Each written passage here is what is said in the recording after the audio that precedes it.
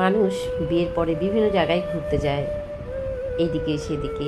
বেশিরভাগ মেয়েরাই তাদের একটা স্বপ্ন থাকে তারা বিভিন্ন জায়গায় ঘুরতে যাবে।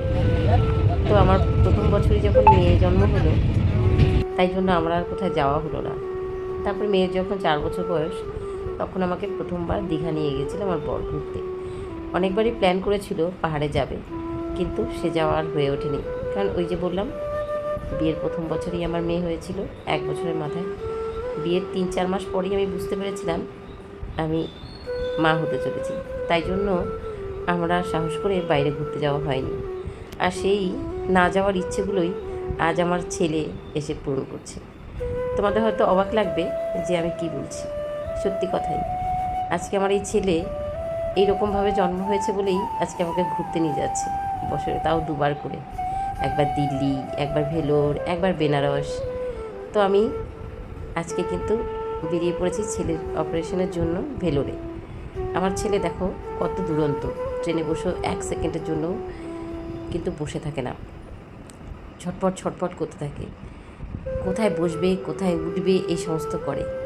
এটা আগের দিনের ভিডিও।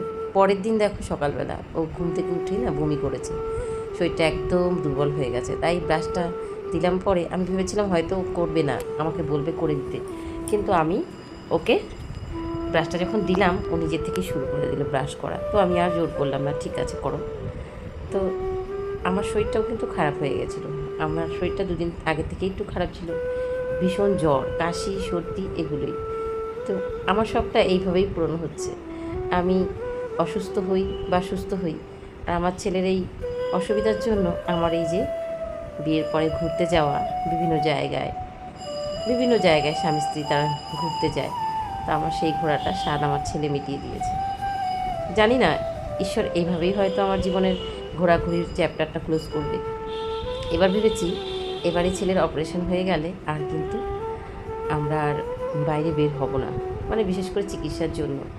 কিন্তু হয়তো তাও হবে না, কারণ ওর কানে এবার একটা কানে অপারেশন হবে, আর 6 মাস পরে আবার একটা কানের অপারেশন হবে, তারপরেও আসতে হবে। আমরা কিন্তু এই কথা বলতে বলতে আমরা কিন্তু দেখো অনেকটাই দূরে চলে এসেছি। মানে আমরা ট্রেন থেকে নেমে আমরা স্নান টান করে আমরা একটা বাঙালি হোটেলে চলে এসেছি খাওয়ার জন্য, কারণ শরীর আর দিচ্ছিল না। তো আমি নিরামিষ নিয়েছি বিভিন্ন সবজি দিয়ে।